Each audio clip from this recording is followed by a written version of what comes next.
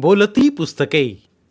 ज्यांना वाचनाचा नाद, त्यांना बोलती पुस्तके घाली साद.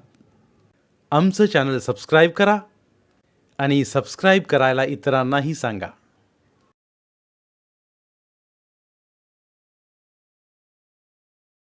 नमस्कार श्रोते मित्र हो. बोलती पुस्तके सादर करत आहे ज्येष्ठ लेखिका रेखा राव लिखित कथा साई सुट्यो.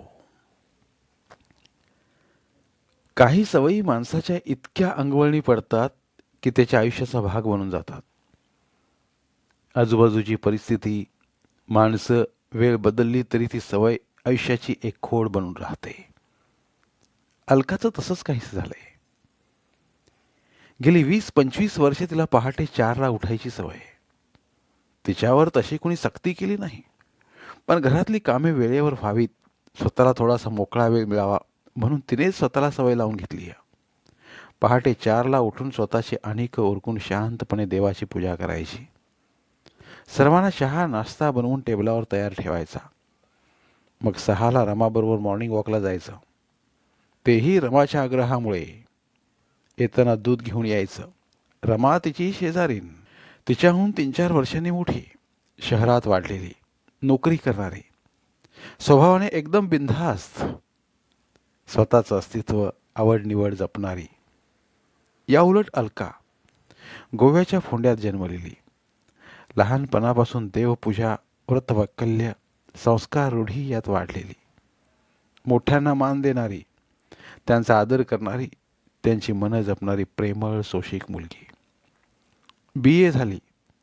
तसं कोणीतरी मुंबईच्या जगदीशचं स्थळ सुचवलं. त्याची जन्मपत्रिका दिली. दोघांची जन्मकुंडली पाहिली. चांगली जुळून येते म्हटल्यावर पत्रापत्री झाली. मुलीला दाखवण्याचा कार्यक्रम झाला. एकमेकांची पसंती झाली. मग गोव्याला शांतादुर्गाच्या मंदिरात लग्न झालं. त्यानिमित्ताने जगदीश कुटुंबाची गोव्याची सफर झाली. जगदीशच्या 3 बहिणी, आई वडील व इतर गोतावळा बस भरून आला. मंदिरात सर्वांची राहण्याची सोय केली.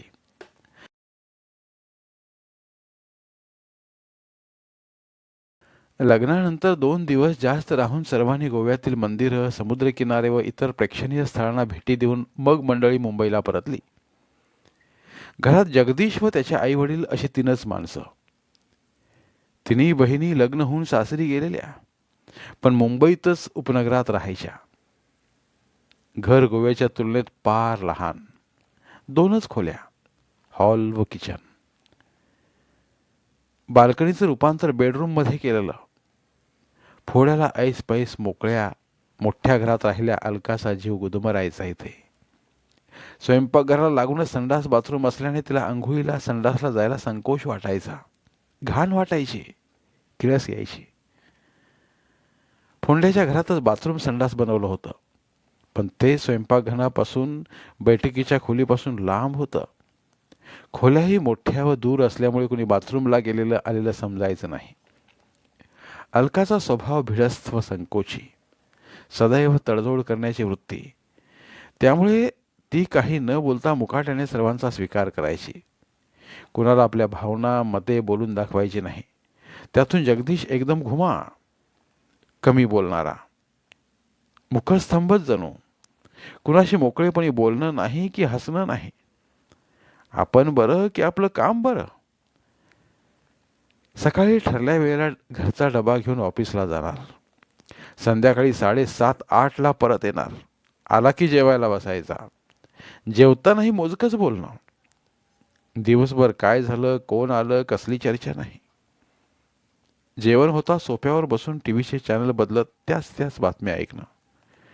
मग 10 वाजले की झोपायला जायचा. बायकाशी प्रेमानं बोलणं नाही की बाहेर जाणं नाही. मनात येईल तेव्हा मध्यरात्री उठून यांत्रिकपणे स्त्री सुख ओरबडून घ्यायचा, कुस पालटून घोरायचा. अलका सगळी आवराआवर करून झोपायला यायची तेव्हा याची तंद्री लागलेली असायची. त्याला तसं झोपलेलं पाहून कधी कधी तिच्या डोळ्यात तिडीक उठायची. वाटायचं त्याला हलवून हलवून जागं करावं, म्हणावं, चला जरा बाहेरच्या मोकळ्या हवेत फेरफटका मारून येऊया, चला मनसोक्त गप्पा मारूया.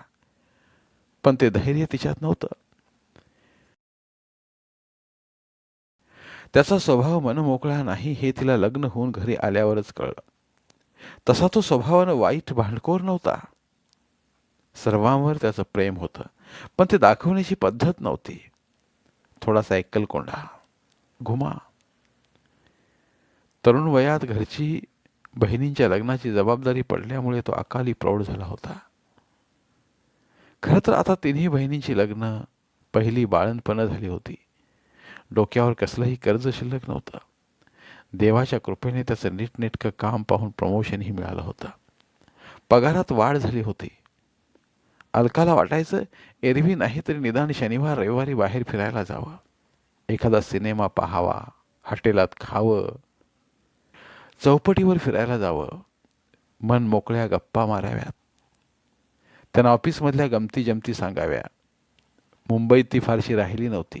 2-3 वेळा काही समारंभानिमित्त आठवडाभर राहिली तेवढंच. त्यामुळे मुंबईची प्रेक्षणीय स्थळं पाहावीत, नातेवाईकांकडे जावं असं नव्या नवरीला वाटणं साहजिकच होतं. पण ते जगदीशच्या लक्षातच येत नव्हतं. मग 1-2 वेळा तिनंच त्याला सुचवलं. तसा तो चिडत म्हणाला, सोमवार ते शनिवार रोज ट्रेनच्या गर्दीत ऑफिसला जाऊन जीव मेटाकुटीस येतो. एक रविवार मिळतो त्या दिवशी घरी आराम करायचा सोडून पुन्हा त्या गर्दीत जायचं. अहो, गाडीने जाऊया असं नाही म्हणत मी. पायी जाऊ, रिक्षाने जाऊ, एखादा जवळच्या थिएटरात सिनेमा बघू, नाहीतर बाजारात जाऊन फळं भाजी आणू. मला सुट्टीच्या दिवशी बाहेर पडायला आवडत नाही आणि हिंदी सिनेमा बिलकुल आवडत नाहीत. नृत्याच्या नावाखाली नुसता धांगडधिंगा, कांठाळ्या वाजवणारं म्युझिक, टीव्हीच्या विविध चॅनलवर इतके सिनेमे येतात. तू दुपारी का बघत नाहीस? आयतं घरी बसून फुकटात बघायला मिळतं. दुपारी आई बाबा झोपलेले असतात, त्यांना त्रास होतो, म्हणून मी शक्यतो टीव्ही लावत नाही. अलकाचे बरेच नातेवाईक मुंबईत होते. ते नेहमी फोन करून म्हणायचे, जगदीशला घेऊन जेवायला ये, विकेंडला राहायलाच या. सुट्टीच्या दिवशी जगदीश सकाळी 11-11:30ला उठायचा. मग सावकाश तोंड धुवून पेपर चाळत चहा नाश्ता घ्यायचा. त्यानंतर सोफ्यावर आडवं पडून टीव्हीवरचे डिस्कव्हरी किंवा ट्रॅव्हल चॅनल पाहत राहायचा. त्या दिवशी अंघोळ दाढी करायची सुट्टी. संबंध दिवस पारोसा. अंगावरचे कपडे न बदलता पडून राहायचा. अलकाला रात्री त्याच्या शेजारी झोपायलाही घाण वाटायची. पण करणार काय? सांगणार कुणाला? सुरुवातीला ती म्हणायची,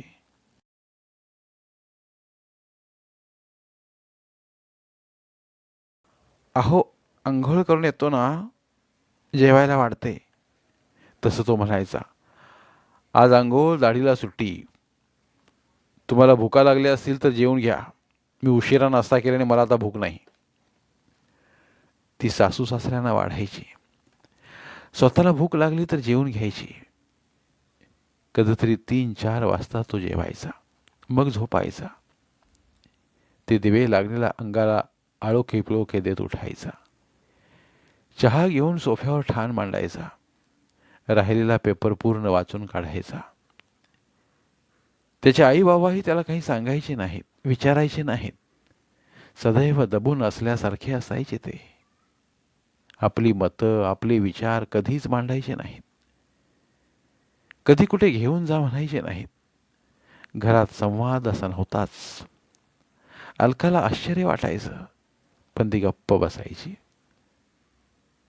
सुरुवातीला सगळंच जड गेलं. राहून राहून आपल्या मायेच्या माणसांची, घराची, गावाची आठवण यायची. आपण ते सर्व सोडून आलो याचं दुःख व्हायचं. पण आता आपण लग्न होऊन या घरी आलोय. आता इथे हेच आपलं घर, हीच आपली माणसं. आपण त्यांच्या कलेनं घ्यायला हवं, त्यांची मनं जिंकायला हवीत. ही शिकवण लहानपणापासून मनावर बिंबवल्यामुळे ती मन मारून राहायची. प्रत्येकाची आवड निवड जपायची. सासू सासऱ्यांच्या खाण्यापिण्याची काळजी घ्यायची. बुधवार रविवार जगदीशला मासे, मटण किंवा कोंबडीचे झणझणीत कालवण, बिर्याणी लागायची. जेवणानंतर गोडही लागायचं. त्यासाठी ती नेहमी लाडू वड्या करून ठेवायची. रविवारी पुडिंग, खीर, फ्रूट सॅलेड्स असं काहीतरी खास बनवायची. नॉनव्हेजही तिलाच आणावं लागायचं. नवीन असताना तिने जगदीशला म्हटलं, अहो मला नॉनव्हेज म्हणजे मासे मटण कुठे मिळतं माहीत नाही. तुम्ही या ना सोबत, आपण दोघं बरोबर जाऊ. तू मराठी शिकली आहेस ना, तुला वाचायला बोलायला येत नाही? बाहेर पडलीस की कळेल. नाहीतर कुणाला तरी विचारायचं, समोरच्याच गल्लीत मासळी विकणारी बाई असते, तिथून जरा पुढे गेली की डाव्या बाजूला मटण चिकन विकण्याचं दुकान दिसतं, तिथून आण. मला असली कामं करायला आवडत नाही. अलकाच्या मनात आलं, मला तरी कुठे आवडतं, मी असली कामं कधीच केली नाहीत. माहेरी माझा दादा किंवा बाबा आणायचे, आता मी लग्न करून या घरी आले म्हणून मी करायचं. पण यापूर्वी कोण करीत होतं? ती काही बोलली नाही. उलट उत्तर देण्याचा तिचा स्वभावच नव्हता. एक दिवस बोलता बोलता रमाकडून कळलं की पूर्वी त्याचे आई बाबा सर्व करायचे हे. अलीकडं त्यांचे वय झाल्याने स्वयंपाकीन बाई ठेवली होती. ती दोन्ही वेळचा स्वयंपाक करून ठेवून जायची. ज्या दिवशी नॉनव्हेज करायचे असेल त्या दिवशी ती येतानाच स्वतः घेऊन यायची. जगदीशचे लग्न ठरताच आता सून येणार ती करेल म्हणून तिला कामावरून काढून टाकले हे कळताच अलकाला वाईट वाटलं. आपण केवळ स्वयंपाक करण्यासाठी व जगदीशची शय्या सोबत करण्यासाठी आणले आहोत काय, या विचाराचं दुःख झालं. पण तिने कधी आपल्या भावाला आई वडिलांना बोलून दाखवलं नाही. ते उलट आपल्या प्रेमानं आणि कष्टानं त्या सर्वांची मनं जिंकायची, त्यांना आपलंसं करून घ्यायचं, हा एकच हेतू तिच्यासमोर होता. त्यासाठी ती दिवस रात्र झटायची. पहाटे 4ला उठून कामाला लागायची. सासू सासऱ्यांची मनापासून सेवा करायची. ते तिच्यावर खुश होते, पण कधी बोलून दाखवित नव्हते. घरात संवादच नव्हता. मग एकमेकांच्या भावना कळणार कशा? सासू कधीतरी अलकाला म्हणायची, अलका, तुला कुणाची सोबत मिळाली तर सिनेमाला जा, कधीतरी फिरून ये, नाहीतर रमाला विचार. पण स्वतःहून कधी मुलाला सांगायच्या नाहीत किंवा सुचवायच्या नाहीत. त्या त्याला घाबरायचे की काय समजत नव्हतं. जगदीश त्यांच्यावर कधी ओरडायचा नाही. त्यांना कुठे बाहेर घेऊन जाण्याचा बेतही करायचा नाही. दिवसेंदिवस महिनेन महिने एकच रुटीन, घाण्याच्या बैलाला जुंपल्यासारखं. त्यात ना कसला बदल ना कसला उत्साह. वर्षानुवर्ष असं बेचव मिळमिळीत जीवन कसं जगतात याचा अलकाला कोडं पडायचं. जगदीशच्या बहिणी सुद्धा क्वचितच आईबाबांना भेटायला यायच्या. त्याही मोजून मापून बोलणार. फारच आग्रह केला तर जेवायला राहणार, नाहीतर नुसत्या भेटून जाणार. अलकाच कधी त्यांना म्हणायची, वंस, माहेरी राहायला कधी येता?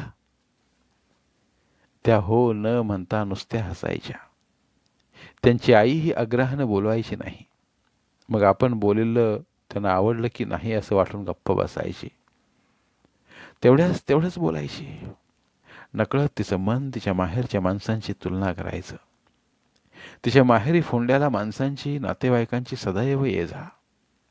तिचे आई वडील, भाऊ बहिणी सर्वांचे आनंदानं आदरातिथ्य करायचे. तिच्या सासरी गेलेल्या तिन्ही मोठ्या बहिणींना माहेरपणाला, सणाला बोलवायचे. त्यांना हवं नको पाहून आग्रहाने ठेवून घ्यायचे. पण येथील चित्र वेगळंच होतं. अनेकदा अलकाला वाटायचं, याविषयी जगदीशकडे बोलावं, त्याच्या मनातलं जाणून घ्यावं. पण तो तोंड उघडून मोकळेपणी बोलायला तयारच असायचा नाही. विचारलं तरी उत्तर द्यायचं नाही.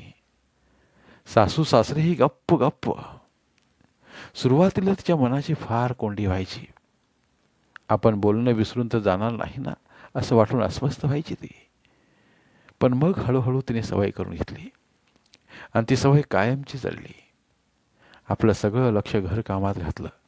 मनात फारच विचार भरकटले की देवाचं नामस्मरण करायला सुरुवात केली. लहानपणापासून प्रवचन, कीर्तन, कथा यांचा मनावर पगडा पडलेला. त्यामुळे कुणी न सांगता नामस्मरणाची सवय लावली.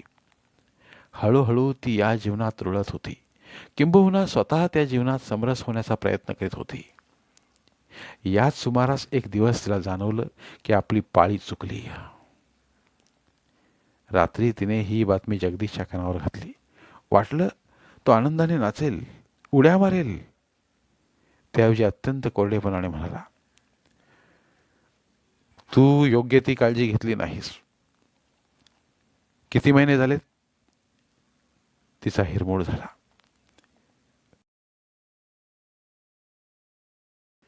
ती उदास होत म्हणाली, 2 महिन्यांपूर्वी मी गोळ्या बंद केल्या. काय? मला न विचारताच? इतकी घाई होती आई होण्याची? अहो, फार काळ गोळ्या घेणं बरं नाही ना. आता झालं ते झालं, पण डॉक्टरांकडे खात्री केलीस? नाही. तुमच्याबरोबर जाऊ म्हणते. मी कशाला हवा? मी ऑफिसमधून आलो की थकतो. रविवारी दवाखाना बंद असतो. मग शनिवारी जाऊ, पटकन ती म्हणाली. एवढ्याशा कारणासाठी मी कशाला हवा? 2 रस्ते सोडून पुढे गेले की गुप्तेबाईंचा दवाखाना आहे. माझ्या बहिणी तिकडेच जायच्या. तुला सोबत हवी असेल तर आईला रिक्षाने घेऊन जा. नको नको, उगाच त्यांना त्रास नको. मी शोधून काढीन. तो कूस पालटून झोपूनही गेला. किती अरसिक माणसाशी आपण लग्न केलंय. आता उभा जन्म या माणसासोबत काढल्याशिवाय गत्यंतर नाही. म्हणून शांतपणे डोळे मिटून त्याच्या शेजारी पडून राहिली. सासूबाईंच्या आग्रहामुळे 7व्या महिन्यात तिचा डोहाळे जेवणाचा कार्यक्रम मोठ्या प्रमाणात करायचं ठरवलं. जवळचा AC हॉल घेतला. सर्वांना आमंत्रणं दिली. तिच्या आई वडील व भाऊ बहिणीलाही बोलावलं. केटररला ऑर्डर दिली. 100-150 माणसांना कुटुंबासहित बोलावलं. जगदीशनं पहिल्यांदा हात सोडून खर्च केला. अलकासाठी पैठणी साडी व सोन्याचा हार घ्यायला तो स्वतःबरोबर गेला. जाताना म्हणाला, साडी लवकर सिलेक्ट करा, नाहीतर तुम्ही बायका डझनभर साड्या काढायला लावून साडी आवडली नाही म्हणून 2ऱ्या-3ऱ्या दुकानात जाता. दुकानात गेल्यावरही ही छान आहे लवकर घे म्हणून चुळबुळत उभा होता. सोनाराकडे गेल्यावरही तिला आवडलेला हार एखादं भांडं घ्यावं तसा पटकन घेतला. चटकन कार्ड देऊन पेमेंट केलं. वेगवेगळे प्रकार पाहणं नाही, किंमत कमी करा म्हणून सांगणं नाही, पण तो सोबत आला याच विचाराने ती सुखावली. त्यापुढे इतर गोष्टी गौण वाटल्या. प्रथेप्रमाणे 8 महिने संपताच ती बाळंतपणाला गोव्याला आली. तिचा भाऊ घ्यायला आला. सासू सासऱ्यांचे भरून आलेले डोळे पाहून तिला वाईट वाटलं. जगदीश रजा घेईल असं तिला वाटत होतं, पण तो नेहमीप्रमाणे ऑफिसला गेला. जाताना म्हणाला, स्वतःची काळजी घे, फोन करीत जा. तरी मनातून कुठेतरी वाटलं तो ऑफिसातून सरळ स्टेशनवर येईल बाय बाय करायला. तो आला नाही. तिला वाईट वाटलं, पण भावाला कळू नये म्हणून मनाला आवर घातला. ती फोंड्याला आली. सर्वांना खूप आनंद झाला. आई वडील वहिनीने तिचे खूप लाड केले. आई वहिनीने अनेक प्रश्न विचारून भंडावून सोडलं, पण तिने कशाची दाद लागू दिली नाही. 9 महिन्यानंतर नॉर्मल डिलिव्हरी होऊन मुलगा झाला. गोरा पान, गुटगुटीत, खूप जावळ असलेला, कुरळ्या केसांचा, हुबेहूब जगदीशची छोटी प्रतिकृती. बारशाला जगदीश एकटाच आला. आई बाबांना प्रवासाचा त्रास होईल म्हणून त्यांच्या मर्जीप्रमाणे मंगेश हे नाव ठेवलं. जगदीश 4 दिवस राहिला, पण अलकाला एकदाही म्हणाला नाही की मला तुझी आठवण येते, तुझ्याशिवाय घरी चैन पडत नाही, कधी येतेस असं विचारलंही नाही. अलकाचा जरा विरसच झाला. नेहमीप्रमाणे तिने स्वतःच्या मनाची समजूत काढली. मुंबईला पोचल्यावर जगदीशचा एकदा फोन आला, तेवढंच. एरवी अलकाच फोन करून सर्वांची विचारपूस करायची. मंगेशला 2 महिने झाले तसे तिनेच मुंबईला येत असल्याचे जगदीशला सांगितले. ते ऐकून तो आनंदाने म्हणेल की ये, लवकर ये, मला तुझा विरह सहन होत नाही, मी कधी घ्यायला येऊ, अशी सर्वसामान्य पत्नीची अपेक्षा असते. त्याप्रमाणे अलकाचीही होती. यावर तो म्हणाला, घाई नाही, तुला ठीक वाटत असेल तर ये, कारण मंगेशला सांभाळून तुला एकटीला सर्व करावं लागेल. तिथे तुझी आई वहिनी आहे. दुसरं, मला सध्या ऑफिसात खूप काम आहे, त्यामुळे रजा घेऊन तुला घ्यायला येणं जमणार नाही. तुला पोचवायला दादा किंवा वहिनी येतील अशी अपेक्षा करतो. ते ऐकून रागाने फोन आपटावा असं अलकाला वाटलं. पण मनावर संयम ठेवत ती म्हणाली, माझं येण्याचं नक्की होताच कळवीन तुम्हाला. त्याप्रमाणे तिनेच एक तारीख ठरवली आणि म्हणाली, मला मुंबईला परतलं पाहिजे. माझं तिकीट काढा. यांना रजा नसल्याने दादा किंवा वहिनीला सोबत यावं लागेल. ते ऐकून त्यांनी राहण्याचा आग्रह धरला नाही व तिचं गाडीचं तिकीट काढलं. वहिनी तिच्यासोबत आली.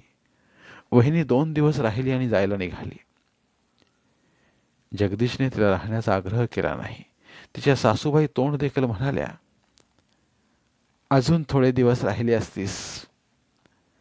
नाही काकू, माझी मावस बहीण मला कधीच आग्रह करते 4 दिवस तिच्याकडे राहीन, तिथूनच फोंड्याला जाईन.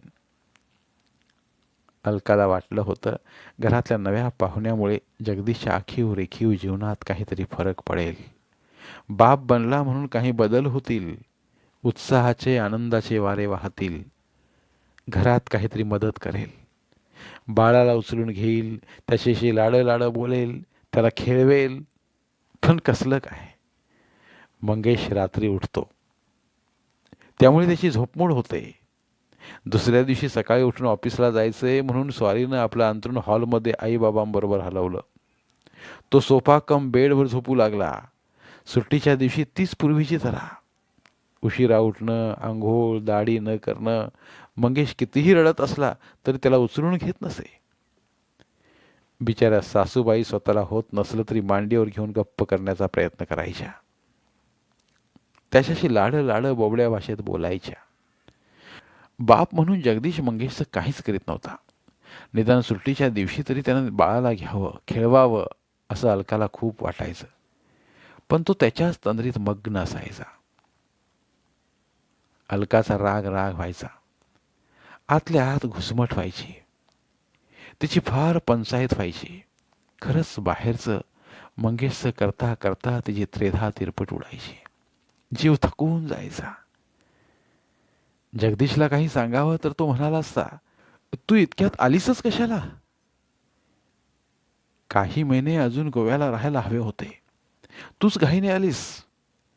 त्यामुळे तोंड बंद ठेवून काम करीत राहणं याच्याशिवाय दुसरा पर्याय नव्हता. अशा परिस्थितीत जगदीशच्या बाबांना अचानक हार्ट अटॅक आला. त्यावेळी जगदीश घरी होता म्हणून बरी झालं. त्याने त्यांना लगेच दवाखान्यात ॲडमिट केलं. डॉक्टरांनी सर्व चाचण्या करून त्यांची बायपास करावी लागेल असं सांगितलं. त्या दृष्टीने तयारी केली. जगदीशने रजा घेतली. ऑपरेशन टेबलावरच त्यांना दुसरा अटॅक आला आणि त्यातच ते गेले. घरावर दुःखाची कळा पसरली. त्याच्या तिन्ही बहिणी मुंबईत असल्याने येऊन जाऊन असायच्या, पण घरात राहून मदत करायला कोणी नव्हतं. जगदीश दिवसभर अडका चेहरा करून मख्खपणे बसून असायचा. नातेवाईक मित्रमंडळी भेटून जात होती. दिवस झाले. जगदीशने शास्त्रशुद्ध पद्धतीने सर्व कार्य केली. मग तो कामावर रुजू झाला. त्याचं ऑफिस रुटीन सुरू झालं. बाबांच्या जाण्यानं आई एकदम खचल्या, पण तोंडाने कधी बोलून दाखवायच्या नाहीत की डोळ्यांतून अश्रू काढायच्या नाहीत. एकटक कुठंतरी पाहत राहायच्या किंवा पडून राहायच्या. पूर्वीसारखं नीट जेवायच्या नाहीत. टीव्ही पाहायच्या नाहीत की मंगेशला घ्यायच्या नाहीत. अलकाला त्यांची काळजी वाटायचं त्यांनी भडाभडा बोलून आपलं दुःख बाहेर काढावं किंवा ढसाढसा रडून मन मोकळं करावं. पण सांगणार कसं? सुतकी चेहऱ्याने ढिम बसलेलं पाहून अलकाचं अंतःकरण भरवून यायचं. अधिकच काळजी वाटायची. त्यातच एक दिवस त्या झोपेतून उठल्याच नाहीत. अलकाला वाटलं त्याने आपलं दुःख बाहेर काढलं असतं तर काही महिने अधिक जगल्या असत्या. 6 महिन्यांच्या अंतराने दोघेही गेले. जगदीशच्या मनाला खूप लागलं. त्याने व्यक्त केलं नाही, पण त्याच्या वागण्यावरून हालचालीवरून अलकाला जाणवायचं. मग तीच त्याची समजूत घालीत म्हणायची, आई बाबांचं जाणं तुम्ही मनाला खूप लावून घेतलंय. त्यातून तुम्ही बाहेर या, नाहीतर तुमची तब्येत खराब होईल. मलाही त्यांच्या जाण्यानं फार मोठी पोकळी जाणवते. पण काय करणार, मागे राहणाऱ्यांना आयुष्याची वाट चालावीच लागते. त्यातल्या त्यात आपण समाधान मानायचं की कोणत्याही दीर्घ आजाराने त्रस्त होऊन गेले नाहीत, नातवाचं तोंड पाहून आनंदाने गेले. तुला काय माहीत, आई बाबा माझे दैवत होतं. माझं त्यांच्यावर खूप प्रेम होतं. त्यांच्याशिवाय मला चैनच पडत नाही. मला माहीत आहे, पण जाणाऱ्याला कोणी थांबवू शकत नाही ना. जीवन रहाटी चालूच राहते, आपणच त्यातून मार्ग काढायचा असतो. तुम्हाला फार त्रास होत असला तर आपण कुठेतरी बाहेर गावी जाऊ, नाहीतर गोव्याला जाऊ. छे छे, लोक काय म्हणतील. शिवाय मी बरीच रजा घेतली, त्यामुळे ऑफिसात कामही खूप आहे. आता मला घरी राहून चालणार नाही. ती मनातल्या मनात म्हणाली, तुमची मर्जी, अखेर तुम्ही तुमच्या मनाचे राजे. बघता बघता मंगेश वर्षांचा झाला. आई बाबा गेल्याने त्याचा पहिला वाढदिवस साजरा केला नाही. अलकाला मनातल्या मनात वाटलं, निदान नंदांना व त्यांच्या कुटुंबियांना बोलावून घरातल्या घरात वाढदिवस करावा, पण ती काही बोलली नाही. आता घरात तिघेच होते, तरी अलकाला घरकामातून उसंती मिळत नव्हती. जगदीशला खाण्याची खूप आवड, पण कधी बाहेर जाऊन हॉटेलात खायचं नाही की बाहेरून आयते पदार्थ खाणं विकत आणायचं नाही. त्यामुळे जेवण खाण भेळ पाणीपुरीपासून पिझ्झापर्यंत सर्व घरी बनवावं लागायचं. त्याशिवाय मंगेशचं काम, बाजारहाट, बिलं भरणं, डॉक्टरांकडे मंगेशला नेणं, सगळी कामं तिच्यावरच पडायची. जगदीश फक्त ऑफिसला जायचा, पैसे कमवायचा. त्यामुळे पहाटे 4ला उठून काम करण्यात खंड पडला नव्हता. पण तिचं मॉर्निंग वॉक बंद झालं होतं. त्याऐवजी ती संध्याकाळी काम आवरून मंगेशला घेऊन खाली सोसायटीच्या आवारात जायची, नाहीतर भाजी फळं आणायला बाजारात जायची. सुट्टीच्या दिवशी तिला वाटायचं मंगेशला घेऊन कुठेतरी दूर फिरायला जावं, हॉटेलात खाऊन घरी यावं. पण जगदीश नेहमीप्रमाणे घरातून हलायचा नाही. म्हणायचा, तुला जायचं तर जा, हॉटेलात खा, पण मंगेशला काही देऊ नकोस. कधीतरी बनवलेलं शिळं पाकं तेलकट खाऊन त्याची तब्येत बिघडेल, शिवाय त्याला बाहेर हॉटेलात खायची चटक लागेल. मनात यायचं, मंगेशलाही छोटा जगदीश बनवणार वाटतं. ती गप्प बसायची. शब्दाने शब्द वाढून घराची शांती भंग होऊ नये म्हणून. मग घरातच राहायची. गंमत म्हणजे छोटा मंगेशशी बाहेर जाऊया म्हणून हट्ट करायचा नाही. उलट वडिलांच्या मांडीवर बसून टीव्ही बघत राहायचा. जगदीश बघत असलेल्या कार्यक्रमाविषयी काही बाई माहिती सांगित राहायचा. ती भाषा त्याला कळो वा ना कळो, पण वडील आपल्याला काहीतरी सांगतात, बोलतात, या आनंदात तो त्यांच्या मांडीवर तासन तास बसून राहायचा. कधी त्याच्या मांडीवर बसतो याची तो आतुरतेने वाट पाहायचा. जगदीशही त्याला प्रेमाने मांडीवर घेऊन थोपटून झोपवायचा. मंगेश लहानपणापासून शांत स्वभावाचा. त्याच्या वयाची इतर मुलं इतका दंगा मस्ती हट्ट करायचे, खास करून मुलगे. हा असा कसा? याने जन्मापासून वडिलांचे रूपच नव्हे, गुणही घेतलेत की काय याची गंमत वाटायची. पण कधी काळजीही वाटायची. ह्याच्यात काही उणीव तर नाही, या शंकेनं जगदीशला न सांगता डॉक्टरकडे घेऊन गेली. स्वतःच्या मनातली शंका डॉक्टरांना सांगितली तेव्हा ते हसत म्हणाले, मिसेस तेलंग, अजिबात काळजी करू नका. तुमचा मुलगा एकदम नॉर्मल आहे. काही मुलं जात्यात शांत, गंभीर व गुणी असतात. तुमचा मंगेश त्यातलाच एक. कदाचित त्याने हा वारसा वडिलांकडून उचलला असेल. Nothing to worry, he is perfectly all right. डॉक्टरांनी त्याला तपासून पुन्हा पुन्हा सांगितलं. तेव्हा तिच्या मनातली काळजी मिटली. वयाप्रमाणे त्याचं लुटू लुटू चालणं, बोलणं, खाणं सर्व व्यवस्थित चालू होतं. पण इतर मुलांसारखा हट्टी मस्तीखोर नाही हे कुठेतरी खटकत होतं. जन्मतःच इतका गुणी आहे याचा अभिमानही वाटत होता. दिवस महिने उलटत होते. मंगेश वाढत होता. जगदीशच्या वागण्यात मात्र फरक नव्हता. ऑफिसातून आल्यावर जेवून त्याला मांडीवर घेऊन बसणे आणि टी व्ही पाहत त्याच्याशी गप्पा मारणे एवढाच काय तो बदल. त्याला जवळ घेऊन कुरवाळणे, त्याचे मुके घेणे काहीच नाही. सुट्टीच्या दिवशीही त्याला फिरायला कुठे बाहेर नेत नव्हता. अलकाला वाटायचं मंगेशच्या निमित्ताने तिचंही बाहेर जाणं होईल.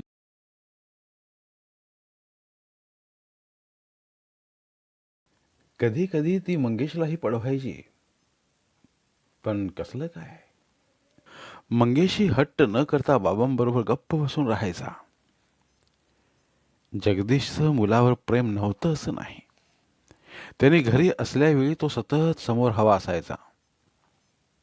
त्याच्याशी सतत बोलायचा. अनेक वेळा ऑफिसमधून येताना कॅडबरी चॉकलेट आणायचा. कधी कधी सणाला, वाढदिवसाला कार, विमान, ट्रेन, बैठे खेळ घेऊन यायचा. मग त्याच्याशी तासन तास खेळायचा. त्यामुळे स्वारी त्याच्यावर एकदम खुश असायची. अलकाने कितीही खेळणी, कपडे आणली तरी काही फरक पडायचा नाही. पण पप्पा ऑफिसातून आले की स्वारी एकदम खुश होऊन टाळ्या पिटायची. आनंदाने त्याचे डोळे लकलकायचे.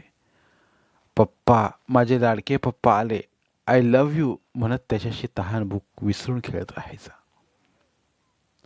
बोलायला लागला तेव्हाच वडिलांनी त्याला आय लव्ह यू व इतर बरेच इंग्रजी शब्द शिकवले होते. ते तो फक्त वडिलांच्या बाबतीतच वापरायचा, क्वचित आई बाबतीत. अलकाला प्रश्न पडायचा, इतक्या छोट्या मुलाला न सांगता न शिकवता कळतं कसं. ती अचंबित व्हायची, कधी कधी अस्वस्थही. आपल्या मनात असे वाईट विचार न येवोत म्हणून देवाचा धावा करायची मनातल्या मनात. बघता बघता मंगेश 5 वर्षांचा झाला. जगदीश म्हणाला, त्याला आपण CBSEच्या चांगल्या शाळेत घालू. तेव्हा ती म्हणाली, अहो, त्या शाळेची फी खूप असते असं ऐकलंय. शिवाय ती शाळा आपल्या घरापासून खूप लांब आहे. सध्या त्याला जवळच्या शाळेत पाठवू, जरा मोठा झाल्यावर त्या परदेशी बोर्डाच्या शाळेत पाठवू. छे छे, पाया मजबूत हवा. आत्तापासून पाठवलं तर हुशार होईल तो. मी कुठं नको म्हणते. शाळा लांब आणि महागडी आहे. प्रायमरीपासून पाठवू. अगं, तेव्हा ॲडमिशन मिळायला हवी ना. मी एका ओळखीच्या माणसाला सांगून ठेवलं आहे. त्याच्या वशिल्याने आता मिळते आहे. नाहीतर मोठी लिस्ट असते. लांबचं म्हणत असलीस तर स्कूल बस आहे. थोडं लवकर निघावं लागेल व घरी यायला उशीर होईल, पण हरकत नाही. नाहीतरी घरी राहून काय करायचं आहे त्याला. अहो, त्याचं खेळण्याचं वय. संपूर्ण दिवस शाळेत गेला तर खेळेल कधी. घरी आल्यावर बस, त्याच्यावर चर्चा नको आता. तो एकदम तडकून म्हणाला. त्याच्याशी वाद घालण्यात अर्थ नाही हे अलकाला सहवासाने कळलं होतं. तो त्यांचंच म्हणणं खरं करतो हे पाहून ती मुकाट्याने कामाला लागली. ॲडमिशनच्या दिवशी जगदीशने रजा काढली. अलकाला आश्चर्य वाटलं, पण आनंदही झाला. मंगेशची स्वारी स्कूल बसने शाळेला जाणार म्हणून खुशीत होती. जगदीश 8:30-9ला ऑफिसला जायचा. त्याच्या पाठोपाठ 9:30ला मंगेशची स्कूल बस यायची. दुपारी 3पर्यंत घरी यायचा. काहीतरी खाऊन झोपून जायचा. त्याला शाळेत जेवण मिळायचे. संध्याकाळी 6-7ला उठायचा. तो उठल्यावर अलका म्हणायची, जा बाळा, बाहेर जाऊन मुलांबरोबर थोडा वेळ खेळ. तर हा म्हणायचा, नको, ती मुलं खूप दंगामस्ती करतात, मला नाही आवडत, मी घरातच खेळतो. एकटा स्वतःशीच खेळायचा. नाहीतर टी व्हीवरचा कार्टून शो पाहत राहायचा. त्याच्या उत्तराने अलका आश्चर्यचकित व्हायची. हुबेहूब वडिलांवर गेलाय, स्वतःशीच म्हणायची. केजीतून प्राथमिक शाळेत आला. नियमित अभ्यास सुरू झाला. पण त्याला अभ्यास कर असे कधी सांगावे लागले नाही. टी व्ही पाहून झाल्यावर किंवा जेव्हा मनात येईल तेव्हा तो ग्रहपाठ पूर्ण करायचा. बुद्धी इतकी तल्लख की एकदा वाचताच डोक्यात शिरायचं. फारशी मेहनत घ्यावी लागायची नाही. वर्गात सदैव चांगले मार्क मिळवून उत्तम ग्रेड घेऊन पास व्हायचा. साहजिकच जगदीश अलकाला फार अभिमान व आनंद व्हायचा. काळाप्रमाणे आजूबाजूला अनेक बदल घडत होते. पाश्चात्य संस्कृतीचं सावट भारतीय तरुणाईवर पडल्यामुळे जो तो अनुकरण करण्याचा प्रयत्न करीत होता. संगणक, मोबाईल, इंटरनेट अशा अत्याधुनिक साधनांचा त्यांच्यावर प्रभाव पडल्यामुळे आजची तरुण पिढी अधिक प्रगत होत चाललेली. त्यांच्या कपड्यात, राहण्यात, वागण्यात, विचारात कमालीचा बदल दिसून येतो. पण मंगेश त्याच्याबरोबर वाहवत नव्हता. ब्रँडेड फॅशनेबल कपड्यांऐवजी साधे कपडे, घरचे जेवण, नियमित अभ्यास व मोजकेच मित्र. सुट्टीच्या दिवशी वडिलांबरोबर टी व्हीवरचे कार्यक्रम पाहणे, त्यावर चर्चा करणं, काही विशिष्ट खायचं असेल तर आईला फरमान सोडणं. पण मुलांसारखं मित्रांबरोबर भटकणं नाही, हॉटेलात सिनेमाला जाणं नाही, की अमुक पाहिजे असा हट्ट नाही. त्याचे हट्ट लाड पुरवण्याची त्याच्या वडिलांची आर्थिक परिस्थिती चांगली होती, तरीही तो हक्कानं मागत नव्हता. कधी कधी अलकाला याचं आश्चर्य वाटायचं. आजचा धडाडीचा तरुण इतका साधा सरळ कसा? पण तो इतर चार चौघांसारखा नाही, अगदी घरेलू सद्गुणी आहे, याचा अभिमानही वाटायचा. शाळा संपून मंगेश कॉलेजात आला तरी त्याच्या वागण्यात, राहण्यात फरक पडला नाही. कॉलेजात जाणारी इतर मुलं कपड्यांसाठी, बाईकसाठी पॉकेट मनी जास्त हवा म्हणून हट्ट करायची, पण हा आईनं आणलेले कपडे वापरायचा. बसनेच कॉलेजला जायचा, आईने दिलेले पैसे जपून वापरायचा. बऱ्याच वेळा अलकाच म्हणायची, मंगेश भूक लागली तर कॅन्टीनमध्ये खा, उशीर झाला तर रिक्षा कर. नको आई, हॉटेलचं खाणं अनहायजेनिक असतं, उगाच पोट कशाला बिघडवून घ्यायचं. त्याचं उत्तर ऐकून अलका चकित व्हायची. स्वतःशीच म्हणायची, देवा, कसा अगदी वडिलांसारखा घडविलाय, कसं व्हायचं याचं. दोघेही घरी येऊन खाणार, जेवणार, जे खावंसं वाटेल ते कर म्हणून अलकाला फरमान सोडणार. मग अलका मन ओतून चविष्ट पदार्थ बनविणार. बाप लेकाला दोघांनाही सर्व प्रकारचे खाणे, जेवणाची खूप आवड, पण हॉटेलात जाऊन खाणार नाहीत.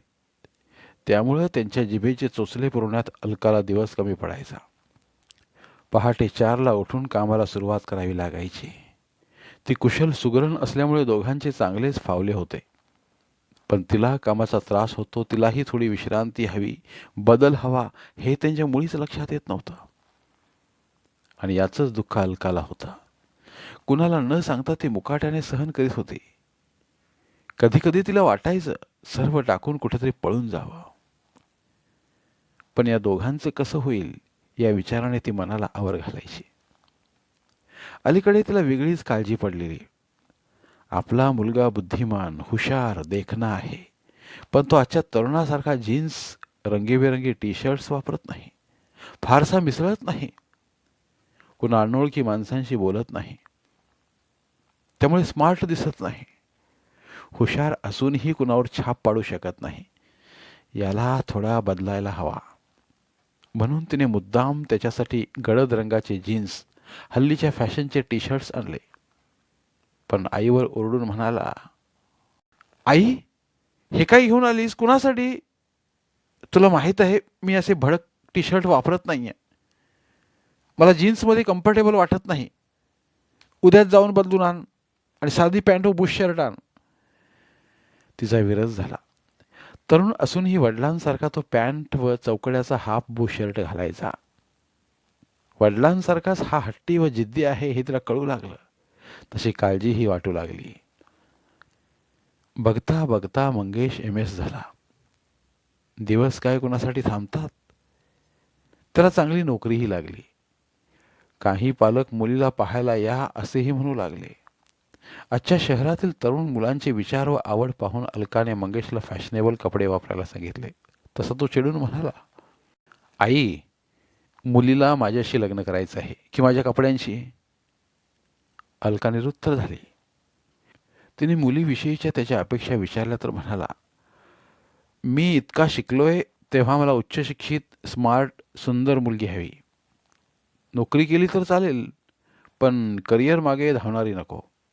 प्रसंगी नोकरी सोडून प्रपंचात रमणारी तुझ्यासारखी कुशल सुगरण, सर्वांची आवड जपणारी मुलगी बायको म्हणून हवी. अलकाच्या तोंडचं पाणी पळालं. आजच्या संगणक युगात अशी मुलगी कुठे मिळणार? आजच्या उच्च शिक्षित शहरी मुलींना उच्च शिक्षित भरपूर पैसे कमावणारा, स्मार्ट, देखणा, सर्वात रस असणारा, बायकोची हौस पुरवणारा, तिच्याबरोबर खांद्याला खांदा लावून घरची जबाबदारी पेलणारा आनंदी रसिक नवरा हवा असतो. त्यात चूक नाही. आपला मुलगा हुशार, उच्च शिक्षित, खूप पैसे कमवणारा आहे, पण आजच्या तरुणीवर छाप पाडणारे व्यक्तिमत्व त्याच्यात नाही. तो शांबळू बुजरा वाटतो, पण ते सांगणार कसं? पटणार कुणाला? ते त्याचं त्याला समजायला हवं. ती स्वतःशीच म्हणायची, माझ्या आयुष्याची कोंडी झाली आहे तशी माझ्या घरी येणाऱ्या नव्या मुलीची व्हायला नको, असं तिला खूप वाटायचं. पण मंगेश त्याच्या वडिलांसारखा हेकेखोर, स्वतःच्या मतावर ठाम असणारा मुलगा आहे हेही तिला ठाऊक होतं. एकुलता एक लठ्ठ पगारवाला देखना म्हणून अनेक मुली दाखवायला आणल्या. काही ठिकाणी मंगेश पालकांसह बघायला गेला. त्यातील कित्येक मुली अलकाला आवडल्या, परंतु मंगेशने काही बाई कारण सांगून नाकारल्या, तर काही वेळा मुलीनेच नकार दिला. अशा परिस्थितीत मंगेशचे लग्न जमणे कठीण आहे हे जाणून अलकाने बऱ्याच वेळा जगदीश समोर मंगेशला समजावण्याचा प्रयत्न केला. त्यावेळी जगदीशने मंगेशची बाजू घेऊन म्हटलं, लग्न मंगेशला करायचं आहे, त्याला त्याच्या पसंतीप्रमाणे मुलगी पसंत करू दे, तू उगाच मध्ये पडू नकोस, म्हणून जरा कडक शब्दात त्याने सल्ला दिला. मग मंगेश स्वतःच्या मतावर ठाम राहिला. हळूहळू मुली सांगून येणं कमी होऊ लागलं. अलकाच्या मनात एक वेगळीच धाकधूक निर्माण झाली. आपला हा हुशार मुलगा त्याच्या अशा विचारामुळे कायमचा बिनलग्नाचा तर राहणार नाही ना, अशी भीती वाटू लागली. पण त्या प्रेमळ आईचं काळीज कोण समजू शकणार? मंगेश त्याच्या वडिलांच्या पावलावर पाऊल ठेवून पुढची वाटचाल करीत होता. त्याला आजूबाजूच्या परिस्थितीचं भान नाही. त्याला समज देणं हे आपलं कर्तव्य आहे असं अलकाला खूप वाटत होतं. पण तिचं ऐकून घेणार कोण? तिला समजून घेणार कोण? तिच्या भावना दोघांपैकी एकानं जरी समजून घेतल्या असत्या तर अलकाची आज जी कुसंबना होत होती ती थोडीशी कमी झाली असती. आयुष्य कसं आनंदात मजेत पुढं सरकलं असतं. माणसाला केवळ पैसा, पोटभर अन्न असून चालत नाही, त्याबरोबर इतर काही हवं असतं. कुटुंबात राहत असताना एका दुसऱ्याच्या भावनांची कदर करणं, त्याला समजून घेणं हेही तितकंच महत्त्वाचं असतं, असं अलकाला वाटायचं.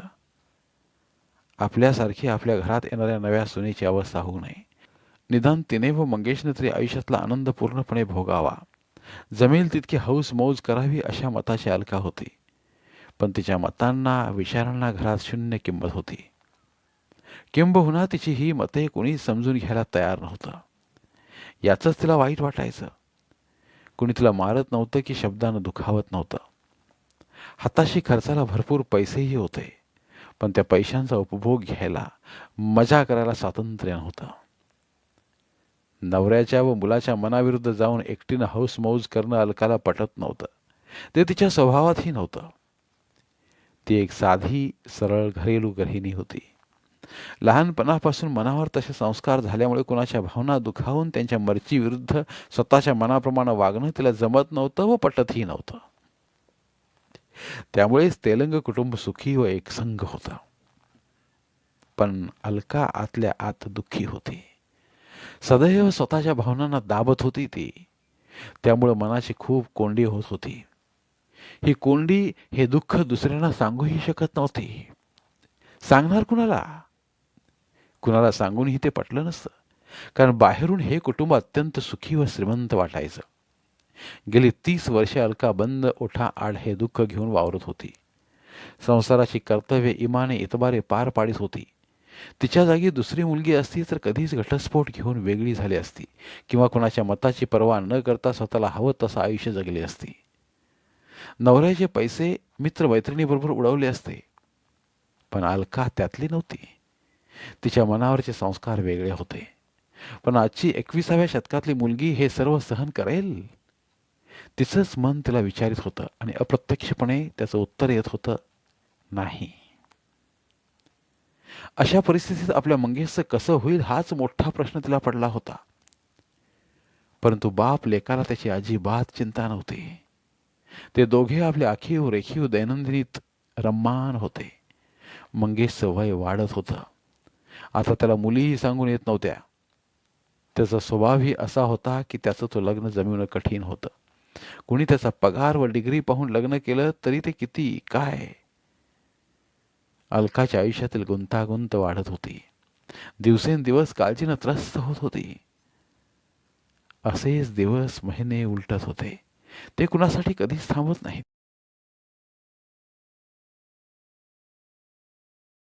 अलकानं मंगेशच्या लग्नाचा विषय काढणं बंद केलं होतं. परंतु मनातून पोटच्या पोराविषयी काळजी वाटत होती. एक दिवस मंगेश ऑफिसातून आल्यावर म्हणाला, पप्पा, आई, एक आनंदाची खबर आहे. मला एका प्रोजेक्टसाठी अमेरिकेला पाठवित आहेत. दोघं एकदम म्हणाली, हार्दिक अभिनंदन. अरे, कधी जाणार आहेस आणि किती महिन्यांसाठी? काळजीनं अलका म्हणाली, प्रथम 6 महिने, मग पूर्ण नाही झालं किंवा दुसरं मिळालं तर वाढतीलही. हो का? त्यापूर्वी तुझे 2चे 4 हात झाले असते तर बरं झालं असतं. चाचरत चाचरत अलका म्हणाली. कारण लग्नाचा विषय काढला की मंगेशला राग यायचा. तो चिडून म्हणायचा, आई, तो विषय सोडून दुसरं बोल. तेव्हापासून तो विषय काढणं तिने बंदच केलं होतं. पण आज न रागावता न चिडता मंगेश म्हणाला, आज तुम्हा दोघांना आणखीन एक गोष्ट सांगायची आहे. कोणती? पटकन सांग. अलकाला धीर धरवेना. तसा तो खुशीनं म्हणाला, गेले 6 महिने मी जयलक्ष्मी अय्यरशी नेटवर चॅट करतो आहे. ती अमेरिकेत आहे. तिथेच जॉब करते. ती मला आवडली आणि तिला मी. आम्ही दोघेही प्रत्यक्ष भेटणार आहोत आणि मग लग्नाचं ठरवणार आहोत. वा वा, छान छान, हार्दिक अभिनंदन. अलकानं उत्स्फूर्तपणे दाद दिली. तिचं अंतःकरण आनंदानं काठोकाठ भरून आलं. मनातलं मळफ एकदम दूर होऊन मन स्वच्छ, निर्मळ व प्रसन्न झालं. जगदीश मात्र मटकन सोफ्यात बसला. त्याच्या तोंडून शब्दच बाहेर पडले नाहीत. धन्यवाद. पुन्हा भेटूया एका नवीन कथेसह.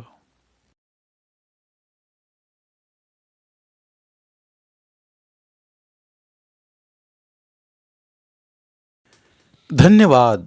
प्रिय श्रोते मित्र हो, आपल्यासाठी एक आवाहन. आमच्या चॅनलच्या प्लेलिस्ट विभागात तुमच्यासाठी शेकडो कादंबऱ्यांचे ऑडिओ बुक्स उपलब्ध आहेत. तिथे प्रत्येक कादंबरीचे सर्व भाग एकत्रित मिळतील. त्यामुळे सध्या सुरू असलेल्या क्रमशः कादंबरीच्या पुढील भागासाठी वाट पाहण्याची गरज नाही. तुमच्या वेळेनुसार तुम्ही संपूर्ण कादंबरी सलगपणे ऐकू शकतात आणि साहित्याचा आस्वाद घेऊ शकता. कृपया आमच्या चॅनलच्या होमपेजवर जाऊन प्लेलिस्ट चेक करा आणि तुमची आवडती कादंबरी निवडा. धन्यवाद.